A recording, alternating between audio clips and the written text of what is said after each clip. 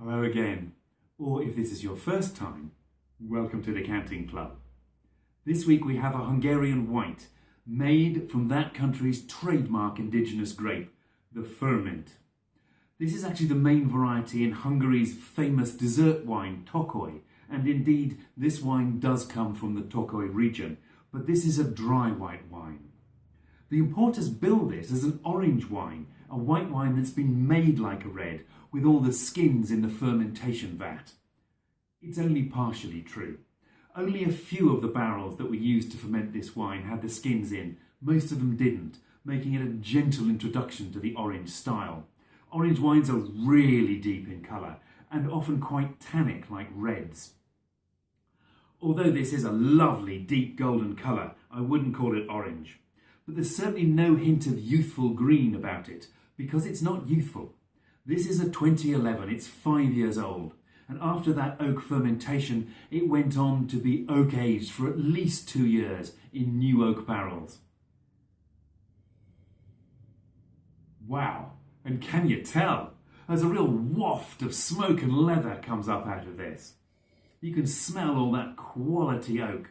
But it might not be just the barrels, because Furmint is known to have a smoky aroma. There's certainly no shortage of fruit though. Lots of orange peel going on in here, that's the dominant one. Apricot too, and baked apples, spiced up with some nutmeg and cinnamon. There's some tertiary aromas too because of the aging. Brazil nuts and butter. This smells expensive, like a well-oaked Premier Cru white Burgundy, but with a bit more exoticism about it. There's a floral component in this of orange blossom that you wouldn't get in a Burgundy, but it's lovely.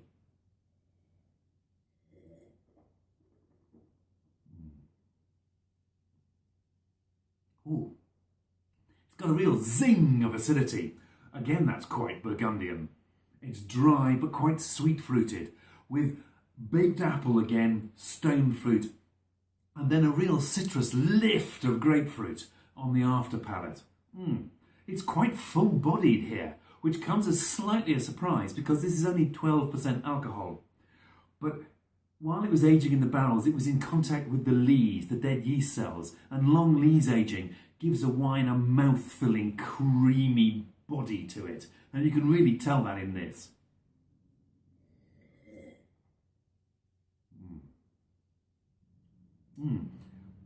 That pithy grapefruit continues on into the long finish, where it's joined by salted bitter almonds. Quite a lot of them. God, tremendous stuff. Very impressive. Laszlo Majoros, the winemaker who made this, has been dubbed the Furminator by American wine bloggers because he's such an enthusiast for this variety and for its use in making dry white wines, which it traditionally wasn't used for. He claims that Furmint is the best variety of the world.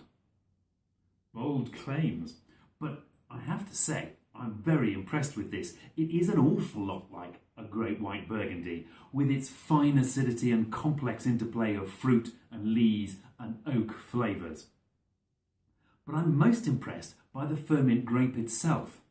After all this winemaker treatment, skin contact, oak contact, lees contact, loads of aging, you might expect the fruit to get a bit lost.